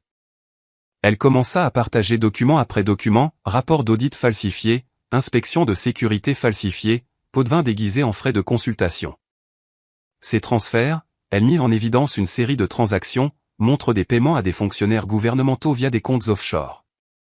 Les dates correspondent exactement aux permis approuvés pour des installations qui ont échoué aux évaluations d'impact environnemental. Pierre Dubois bougea enfin, se penchant pour murmurer quelque chose à Léo. Mais Manon passait déjà à sa prochaine révélation. Nous avons également découvert des preuves de travail forcé dans plusieurs installations de Dubois. Des photos satellites apparurent, ainsi que des mémos internes et des témoignages. Des travailleurs retenus contre leur gré, leurs passeports confisqués, vivant dans des dortoirs surveillés. Les visages des investisseurs étaient passés de l'ennui au choc, puis à une colère croissante. Léo tapait frénétiquement sur son téléphone, essayant probablement de contacter son équipe de gestion de crise. Lorsque nous avons découvert ces irrégularités, dit Manon, sa voix prenant une inflexion d'acier, j'ai soulevé des préoccupations lors d'un dîner privé. La réponse fut éclairante. Son doigt plana sur le clavier. Dans la brève pause, elle croisa les yeux de Léo à travers l'écran. Son visage était devenu pâle, la prise de conscience arrivant trop tard. Elle appuya sur lecture. La voix de Léo emplit la salle de conférence, ses mots français précis et venimeux. Et, la petite servante noire. L'insulte flotta dans l'air comme de la fumée. Puis vint l'onde de rire nerveux, le bruit des verres qui trinquent, le moment de cruauté désinvolte capturé dans une clarté numérique parfaite. Manon laissa l'enregistrement jouer jusqu'à la fin. Puis elle passa au français, sa prononciation impeccable. Vous m'avez appelée servante. Maintenant, servez votre honte. La réaction fut immédiate et dévastatrice. Les investisseurs commencèrent à se déconnecter un par un, leurs panneaux vidéo s'éteignant comme des lumières qu'on éteint. Ceux qui restaient arboraient des expressions de dégoût et de fureur. Sur le ticker financier qui défilait au bas du mur vidéo, l'action de Dubois SA commença à chuter. Les chiffres tombaient de plus en plus vite à chaque seconde qui passait. Des millions de valeurs disparaissant comme de la brume au soleil. Le visage de Léo était passé de pâle à cendré. Derrière lui, Pierre Dubois se leva lentement, son expression un masque de rage contenue. Il attrapa l'épaule de Léo, sa prise visiblement serrée même à travers la vidéo. Le dossier complet des preuves a été transmis aux autorités réglementaires compétentes dans 12 pays, déclara Manon, repassant à l'anglais. Vous trouverez des copies dans vos boîtes de réception sécurisées, ainsi que la documentation des agences qui ont été notifiées. Une autre vague de déconnexion suivit. Le cours de l'action poursuivit sa chute libre. Ceci conclut notre présentation, dit Manon. Merci de votre temps. Elle tendit la main vers le bouton de déconnexion, s'arrêtant un dernier instant pour croiser le regard dévasté de Léo. Dans ses yeux, elle vit les ruines de son empire, les cendres de son arrogance. Puis elle appuya sur le bouton, et son visage disparut dans l'obscurité numérique. La pièce tomba dans le silence, à l'exception du doux bourdonnement de l'électronique. Manon resta immobile un instant, sentant le poids de ce qu'elle venait d'accomplir s'installer autour de ses épaules. Des années de corruption exposées, des décennies de privilèges brisés, tout cela avec le simple pouvoir de la vérité. Elle prit une profonde inspiration, puis l'expira lentement. Un empire de moins, murmura-t-elle. Camille commença à éteindre les systèmes, à fermer les ordinateurs portables et à éteindre les écrans. Le soleil du matin entrait toujours à flot par les fenêtres, mais il semblait différent maintenant, plus propre en quelque sorte, comme si la lumière elle-même avait été purifiée par ce qui venait de se passer. Le ticker boursier continuait sa descente implacable, marquant la destruction de milliards de valeurs boursières. Mais pour Manon, les chiffres étaient secondaires. Elle avait fait ce qu'elle s'était fixé de faire, non seulement protéger son entreprise, mais porter un coup contre le genre de haine ordinaire qui l'avait hanté toute sa carrière. Elle attrapa son verre d'eau, but une petite gorgée et regarda le monde de la finance absorber les ondes de choc de ce qu'elle venait de déchaîner. À Paris, les téléphones sonneraient, les avocats s'agiteraient, et Léo affronterait la colère de son père. Mais ici, à Lyon, dans cette salle de conférence tranquille, Manon avait enfin prouvé ce que sa mère lui avait toujours enseigné. L'excellence était vraiment la meilleure des vengeances. La première vidéo est apparue seulement 3 heures après la fin du sommet. Des images tremblantes montraient ce qui ressemblait à Manon bousculant un membre du personnel français lors de sa visite à Paris. À midi, des dizaines d'autres avaient fait surface. Toutes granuleuses, toutes trompeuses, toutes soigneusement montées pour la dépeindre comme volatile et agressive. Manon se tenait à la fenêtre de son bureau, regardant des nuages sombres s'amonceler sur l'horizon de Lyon. Son téléphone vibrait constamment de notifications, chacune apportant une nouvelle vague de haine anonyme. Les messages allaient des insultes raciales aux menaces de mort détaillées, remplissant sa boîte de réception comme du poison. Ils utilisent des deepfakes, dit Camille depuis son bureau, faisant défiler le dernier lot de vidéos. Des bons, mais ce sont des faux. Regarde comment ton épaule traverse le mur dans celui-ci. Sauvegarde tout, répondit Manon, sa voix calme malgré la tempête qui se préparait à la fois dehors et en ligne. Chaque menace, chaque vidéo, chaque commentaire. Nous aurons besoin de tout. Son ordinateur sonna avec une notification de mail urgent. L'objet était « Mémo interne, corruption chez Ellison Global exposé ». L'expéditeur était listé comme « lanceur d'alerte anonyme ». Mais Manon savait mieux. Elle aurait reconnu le style d'écriture de Stéphane Garnier n'importe où. Les documents joints étaient magistralement conçus, des mémos qui semblaient la montrer approuvant des paiements illégaux, des emails antidatés discutant du vol de technologie, même un faux enregistrement d'elle planifiant de saboter l'accord avec Dubois depuis le début. C'était le genre de traces écrites qui pouvaient détruire des carrières, le genre qui prenait des semaines à préparer.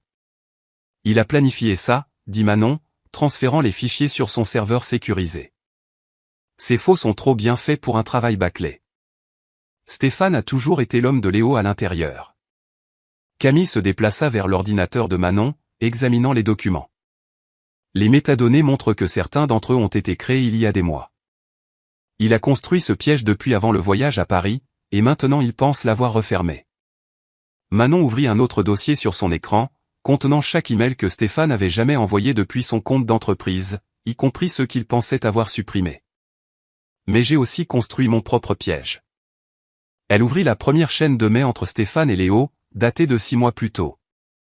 Les messages commençaient innocemment, discussions commerciales informelles, partage d'informations inoffensives. Mais ils s'assombrirent avec le temps, devenant plus explicites dans leur planification. Les derniers échanges discutaient des montants exacts pour la coopération de Stéphane, des numéros de compte offshore et des instructions détaillées pour saboter la position de Manon. Envoie tout ça à la DGSI, ordonna Manon. Chaque email, chaque pièce jointe, chaque brouillon supprimé. Et copie l'AMF pour tout ce qui concerne la manipulation de cours qu'ils ont planifié. Les doigts de Camille volèrent sur le clavier, transmettant des années de preuves aux autorités françaises. Dehors, le tonnerre gronda dans le ciel alors que l'orage éclatait enfin. La porte du bureau de Stéphane s'ouvrit de l'autre côté du couloir. Il en sortit avec son sourire poli habituel, redressant sa cravate en se dirigeant vers la porte de Manon. Elle pouvait voir la confiance dans sa démarche. Il pensait l'avoir acculée. « Manon, dit-il en entrant sans frapper. Nous devons discuter de la gestion de crise. Ces allégations sont extrêmement sérieuses. » Elle se détourna lentement de la fenêtre, le laissant voir son absence totale d'inquiétude. « Oui, elles le sont. Surtout celles qui relèvent de la justice. » Son sourire vacilla. « La justice ? La division des cybercrimes est particulièrement intéressée par tes conversations avec Léo sur le piratage de nos serveurs. » Elle prit son téléphone, lui montrant l'écran. Ils viennent de confirmer la réception de toutes les preuves. Ils sont très efficaces. La couleur quitta le visage de Stéphane. Ces emails ont été supprimés. Rien n'est jamais vraiment supprimé, Stéphane. C'est toi qui me l'as appris, tu te souviens ?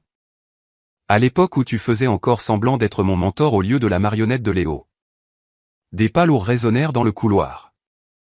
2 agents en civil apparurent à la porte, leurs brassards de police brillants.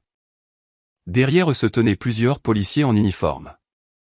Stéphane Garnier, dit un agent, nous avons besoin que vous veniez avec nous.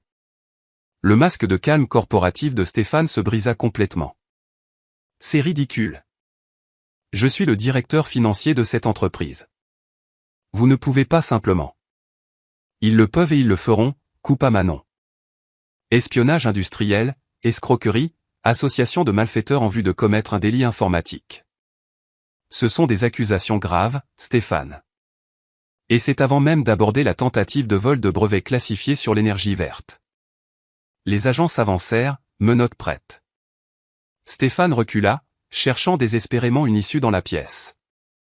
Vous ne comprenez pas. Ils m'ont forcé à le faire. Léo a dit. Gardez ça pour votre déposition, dit l'agent en lui passant les menottes. Vous aurez tout le temps de tout expliquer. Des flashs d'appareils photo commencèrent à crépiter à travers les fenêtres alors que Stéphane était emmené. Les camionnettes des chaînes d'information s'étaient déjà rassemblées en bas, prévenues de l'arrivée de la police. Le monde entier verrait la marche de la honte de Stéphane Garnier. Manon se tenait à sa fenêtre, regardant pendant qu'il le guidait à travers la horde de journalistes. Son costume parfaitement taillé semblait déplacé, d'une certaine manière, avec ses mains menottées dans le dos. D'autres flashs illuminèrent la scène malgré la pluie, capturant sa chute pour les gros titres de demain. Elle ne s'y a pas une seule fois en le regardant être placé dans le véhicule de police. Voilà à quoi ressemblait la justice. Pas bruyante ou dramatique, mais méthodique et inéluctable. Toutes ces années de condescendance subtile de Stéphane, ces préjugés cachés à peine masqués par la politesse d'entreprise, avaient mené à ce moment. La voiture s'éloigna, ne laissant que des journalistes trempés par la pluie et leurs caméras déçues. Manon resta à la fenêtre, son reflet calme et stable dans la vitre. En moins d'une journée, elle avait fait tomber un empire corrompu à Paris et démasqué un traître dans ses propres rangs. Mais elle savait que ce n'était pas la fin. Le pouvoir ne se rendait jamais tranquillement, et les prédateurs blessés étaient les plus dangereux. Les lampadaires projetaient de longues ombres sur les routes vides de Lyon alors que Manon guidait sa DS9 dans la nuit calme. La victoire de la journée semblait lointaine maintenant, remplacée par une lassitude familière qui la suivait depuis Paris. Ses mains agrippaient fermement le volant, ses yeux vérifiant constamment le rétroviseur, une habitude qu'elle avait développée depuis l'attaque de l'hôtel. L'horloge numérique sur son tableau de bord indiquait 23h43. La plupart des immeubles de bureaux autour d'elle étaient sombres, leurs fenêtres reflétant le flash occasionnel de ses feux arrière. Elle était restée tard, finalisant les déclarations sur l'arrestation de Stéphane, s'assurant que chaque mot était précis, inattaquable. Un mouvement dans son rétroviseur attira son attention. Des phares, hauts et agressifs, appartenant à un SUV noir qui venait de tourner dans la rue derrière elle. Quelque chose dans sa présence lui donna la chair de poule. Le véhicule garda le rythme, maintenant la même distance pendant 3 pâtés de maison. Manon tourna à droite, puis encore. Traçant des itinéraires de fuite dans son esprit. Le SUV suivit chaque mouvement. Sa suspicion se durcit en certitude. Ce n'était pas une coïncidence. Son pied appuya plus fort sur l'accélérateur, mais elle garda sa vitesse juste en dessous du seuil suspect. Pas besoin d'attirer l'attention de la police.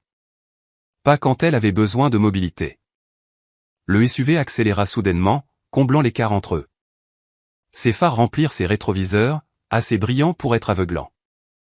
Le pouls de Manon s'accéléra, mais ses mouvements restèrent contrôlés, délibérés. Elle avait affronté pire que des harceleurs sur la route. Ils approchèrent d'une intersection où la route s'élargissait en 4 voies. Le SUV se déporta sur la voie de gauche, se plaçant à sa hauteur. Manon entrevit des silhouettes sombres à l'intérieur, les visages cachés dans l'ombre. Le véhicule fit une embardée, se rabattant brusquement devant elle. Les pneus crissèrent alors que Manon freinait. Sa DS9 dérapa, s'arrêtant à quelques centimètres du pare-chocs arrière du SUV. Avant qu'elle ne puisse faire marche arrière, 2 hommes sortirent du véhicule. Leur mouvement était exercé, déterminé. L'un portait un démon de pneus qui brillait faiblement sous les lampadaires. Le temps sembla ralentir. Manon vit chaque détail avec une clarté cristalline, les gants noirs des hommes, leurs vêtements sombres et anonymes, la façon dont ils se déployaient pour approcher des 2 côtés. Elle se souvint de la chambre d'hôtel à Paris, du bruit du verre brisé, du sentiment d'être acculée. Pas cette fois. Son pied écrasa l'accélérateur avant qu'il ne puisse atteindre ses portières. Le moteur de la DS9 rugit, les pneus patinant sur le pavé mouillé. Elle tourna le volant à fond, visant l'espace étroit entre le SUV et le trottoir. Le métal hurla contre le métal alors que sa voiture raclait leur pare-chocs. L'impact envoya son véhicule en tête à queue. Manon tourna dans le sens du dérapage, utilisant l'élan pour faire pivoter sa voiture à 180 degrés. Sa formation en conduite défensive prit le dessus, contre-braquage, maintien du contrôle, trouver sa sortie. La DS9 se redressa, faisant face à la direction opposée, et elle accéléra à fond. Dans son rétroviseur, elle vit les hommes se précipiter vers leur véhicule. Le pare-choc avant de leur SUV pendait, endommagé par la collision. Elle prit un virage serré dans une rue résidentielle, puis un autre, serpentant à travers le quartier calme jusqu'à ce qu'elle soit certaine de les avoir semés. Ses mains ne tremblaient pas lorsqu'elle sortit son téléphone et composa le numéro de Camille. L'appel se connecta après 2 sonneries. Ils essaient toujours de finir le travail, dit Manon sans préambule, sa voix stable malgré l'adrénaline qui parcourait son système. SUV noir, 2 hommes armés. Ils viennent d'essayer de me sortir de la rue de la République. J'appelle la police, répondit immédiatement Camille. Où es-tu maintenant? En sécurité, en direction du commissariat du 6e arrondissement de Lyon. Manon vérifia à nouveau ses rétroviseurs. Des rues claires derrière elle. Fais en sorte que notre équipe de sécurité inspecte ma maison avant que je rentre. Et obtiens-moi les images des caméras de circulation des 20 dernières minutes autour de la rue de la République et de la place des Cordeliers. Elle mit fin à l'appel et se rendit directement au commissariat. Des officiers attendaient dehors à son arrivée, alertés par l'appel de Camille. Ils photographièrent les dégâts de sa voiture. Peinture argentée et raflée le long du côté passager, bosse sur l'aile arrière où elle avait heurté le SUV. L'inspectrice Valérie Laurent prit sa déposition dans une salle d'interrogatoire qui sentait le vieux café. Manon raconta chaque détail avec une clarté précise, sa voix ne vacillant jamais. Le stylo de l'inspectrice crissa sur son bloc-notes, enregistrant les heures, les descriptions, la séquence des événements. Vous êtes remarquablement calme pour quelqu'un qui vient de survivre à une tentative d'agression, observa Laurent en étudiant le visage de Manon. La panique ne résout pas les problèmes, répondit Manon. Ni la peur. J'ai besoin que cela soit documenté pour que nous puissions prouver le schéma et l'intention lorsque vous les attraperez. L'inspectrice hocha lentement la tête. Cela est lié à l'incident de Paris et à l'arrestation d'aujourd'hui. Ils escaladent parce qu'ils sont désespérés. Manon croisa le regard de l'inspectrice. Je ne me laisserai pas intimider jusqu'au silence. Ni par Léo. Ni par Stéphane. Ni par des voyous à gages dans un SUV. Il était presque 2 heures du matin quand elle rentra enfin chez elle. Son équipe de sécurité avait inspecté la propriété 2 fois, installé des caméras supplémentaires et positionné des gardes à des points stratégiques autour du périmètre. Elle franchit sa porte d'entrée seule, refusant de se faire escorter à l'intérieur. C'était son espace, et elle ne laisserait pas la peur changer sa façon d'y vivre. Dans sa chambre, Manon se changea, suspendant soigneusement son tailleur malgré l'heure tardive. La routine l'aida à calmer son esprit, à se reconcentrer sur sa respiration. Elle ouvrit son coffre-fort et sortit un pistolet noir mat, un Glock 19, choisi pour sa fiabilité et sa précision.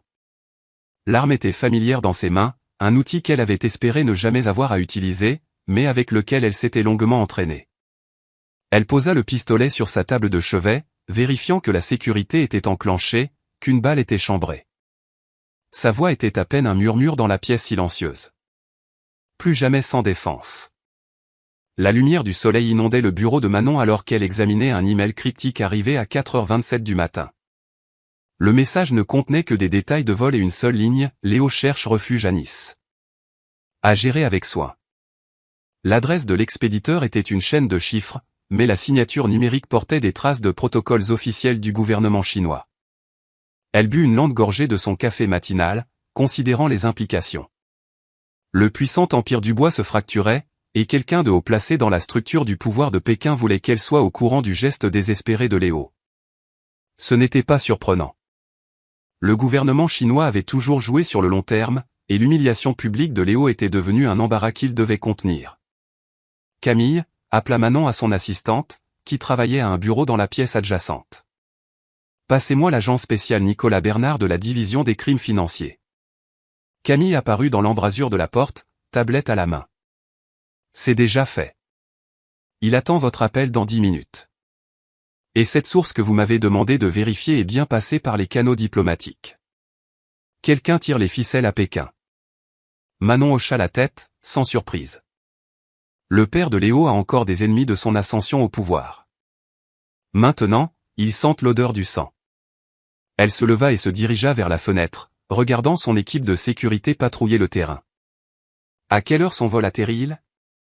J'ai privé atterri à l'aéroport de Nice-Côte d'Azur à 14h15, heure du Pacifique.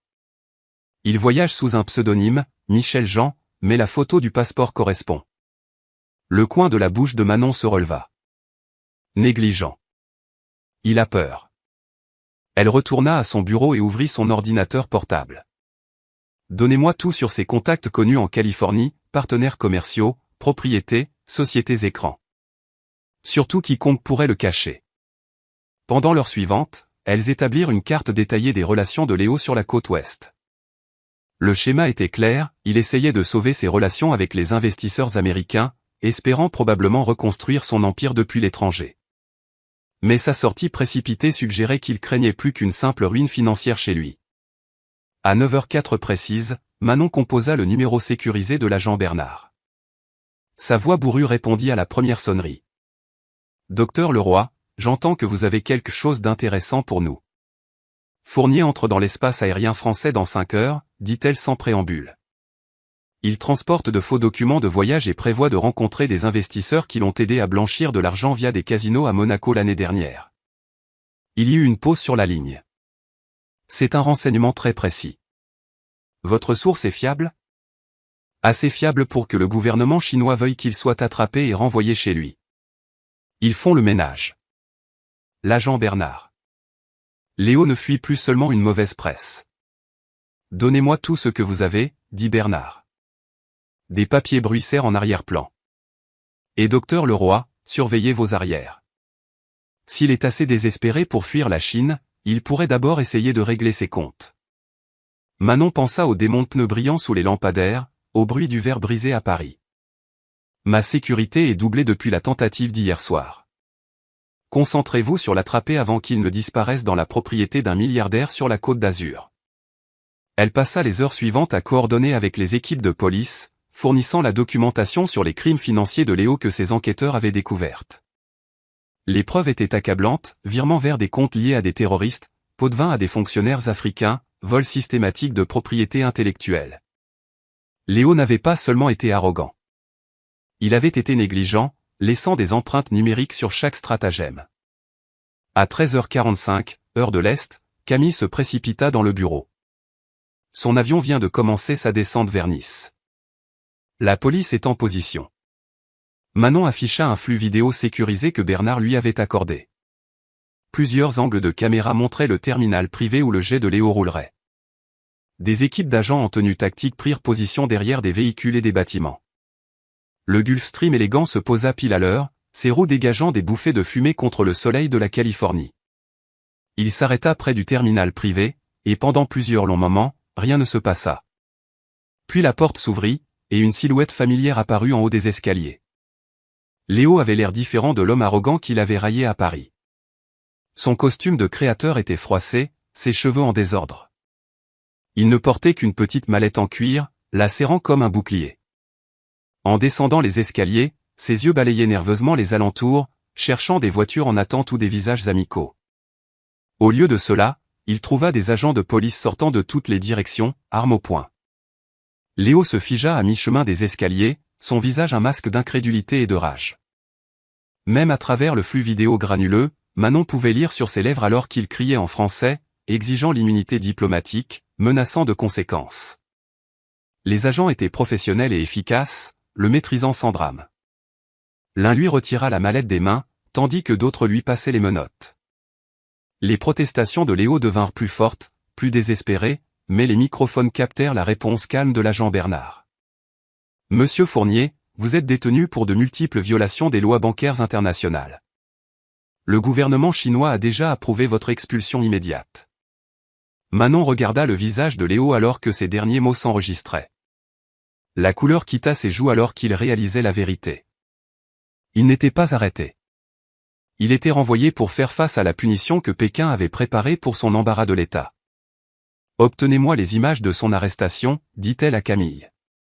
Tous les angles, la plus haute résolution possible. Et découvrez qui d'autre était dans cet avion avec lui. » Je les extrais déjà, répondit Camille, ses doigts volant sur sa tablette.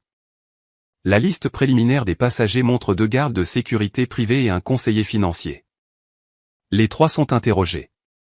Manon hocha la tête, satisfaite. Sur son écran, les agents conduisaient Léo vers un véhicule gouvernemental en attente. Ses épaules s'étaient affaissées, le combat s'éteignant en lui alors que tout le poids de sa situation s'abattait sur lui. Juste avant qu'il ne le mette dans la voiture, il regarda directement l'une des caméras de sécurité, comme s'il savait qu'elle regarderait. La matinée lyonnaise déversait une lumière dorée sur les sols polis du siège d'Ellison Global. 6 semaines s'étaient écoulées depuis l'arrestation de Léo, et le monde des affaires était encore sous le choc des répliques. Les talons de Manon claquèrent sur le marbre alors qu'elle traversait le hall principal, son rythme mesuré et confiant.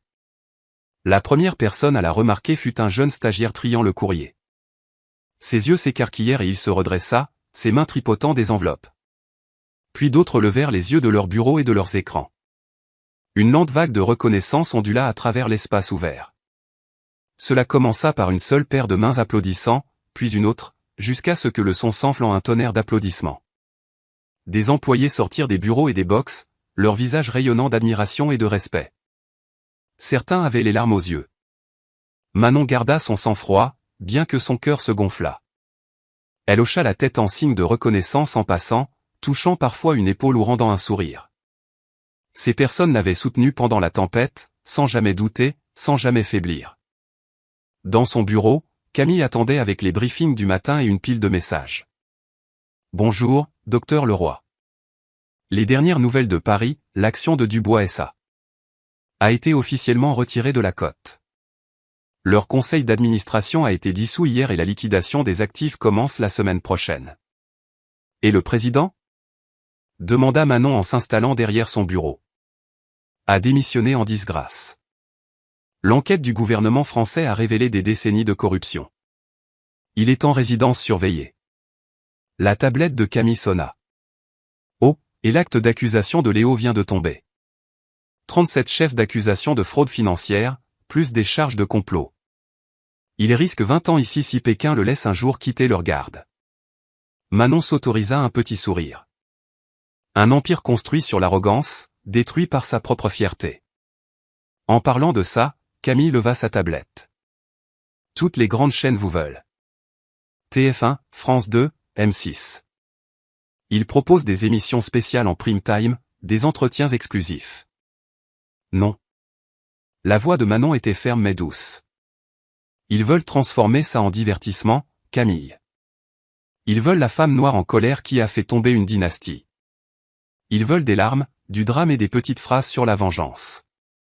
Mais votre histoire pourrait inspirer tant de gens, protesta Camille. Les jeunes femmes, en particulier les femmes de couleur. Elles n'ont pas besoin de mon visage à la télévision, interrompit Manon. Elles ont besoin de voir que la vérité compte encore. Que la dignité et l'intelligence peuvent vaincre la violence et la haine. Elle désigna la fenêtre où le soleil du matin peignait l'horizon de Lyon. Laissez les faits parler d'eux-mêmes. Les cours de la bourse, les accusations criminelles, les rapports d'audit. C'est ça, l'histoire, pas moi. Camille hocha la tête, comprenant. Ils voulaient du spectacle. Nous leur avons donné la vérité. Exactement. Manon jeta un coup d'œil à sa montre. Je pars tôt aujourd'hui. Il y a un endroit où je dois être. Le trajet jusqu'à l'ancien quartier de sa mère prit 30 minutes. La modeste maison où elle avait grandi semblait différente maintenant, restaurée dans son charme original des années 1960 avec une peinture fraîche et des parterres de fleurs entretenus. Manon l'avait achetée il y a 3 ans, la gardant comme une retraite tranquille de la vie d'entreprise. À l'intérieur, la lumière de l'après-midi filtrait à travers les rideaux de dentelle que sa mère avait accrochés des décennies plus tôt. Les meubles étaient pour la plupart neufs, mais certaines pièces restaient, le vieux piano où elle avait pratiqué ses gammes, le fauteuil à bascule où sa mère s'était assise après de longues journées à nettoyer les maisons des autres. Manon se déplaça lentement dans la pièce, touchant des murs familiers. Dans son sac se trouvait une photographie prise lors du banquet fatal en Touraine. Elle l'avait fait imprimer et encadrer, un moment capturé juste avant l'insulte de Léo, la montrant assise à la table d'honneur, le dos droit, les yeux stables, portant le collier de perles de sa mère. Sur la cheminée se trouvait une photographie en noir et blanc de sa mère jeune femme, portant son uniforme d'employée de maison, mais rayonnant d'une dignité tranquille.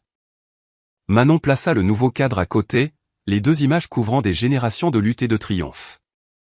Elle recula, étudiant l'écho visuel entre les photographies, la même posture fière, le même regard sans faille. Sa mère lui avait appris que la dignité n'était pas donnée, elle était revendiquée. Que l'éducation et l'excellence étaient des armes que personne ne pouvait lui enlever. Les derniers rayons du coucher de soleil remplirent la pièce d'une douce lumière ambrée. Manon toucha doucement les 2 cadres, sentant le poids de l'héritage au bout de ses doigts. Ils ont utilisé les points, murmura-t-elle à la maison silencieuse, à la mémoire de sa mère, à son propre reflet dans la vitre. Nous avons utilisé la vérité. Et quand cela a échoué, nous avons utilisé la force. Les mots s'installèrent dans l'air paisible comme une dernière pièce s'emboîtant. Manon rassembla ses affaires, jeta un dernier regard aux photographies et se dirigea vers la porte. Le système de sécurité bipa alors qu'elle entrait le code, et la serrure cliqua avec une finalité satisfaisante. Dehors, le chant des grillons remplissait la chaude soirée provençale. Ses talons faisaient des bruits doux sur le chemin de briques alors qu'elle marchait vers sa voiture. Sa démarche stable et assurée, avançant comme elle l'avait toujours fait, un pas à la fois, sans peur, sans être brisée, inarrêtable dans son pouvoir tranquille.